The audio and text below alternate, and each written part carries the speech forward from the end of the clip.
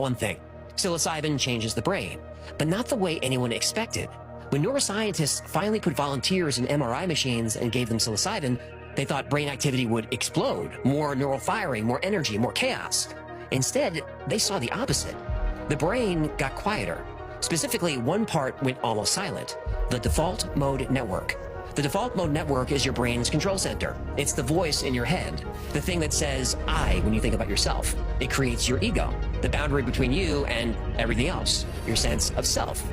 On psilocybin, that shuts down. Not partially, not temporarily, the entire network goes offline. And when it does, something extraordinary happens.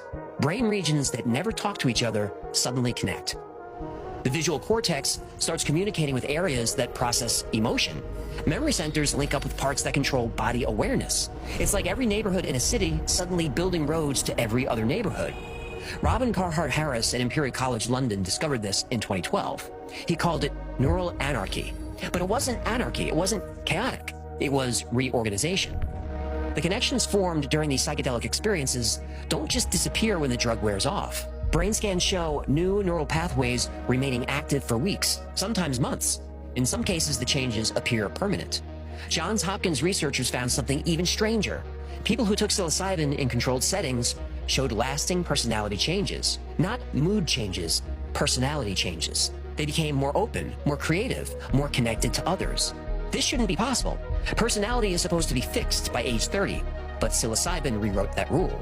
And here's what really puzzled scientists. Psilocin, what psilocybin becomes in your body, fits into human serotonin receptors perfectly. Not approximately, perfectly, like a key designed for a specific lock. We share about 50% of our DNA with mushrooms. We split from a common ancestor over 1 billion years ago, yet somehow these fungi produce a compound that seems tailor-made for the human brain. Paul Stamets, the world's leading mushroom expert, thinks this isn't a coincidence.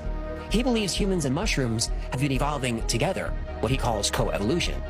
Brain scans prove psilocybin creates new neural connections. They prove it dissolves old patterns. They prove it fundamentally changes how we think.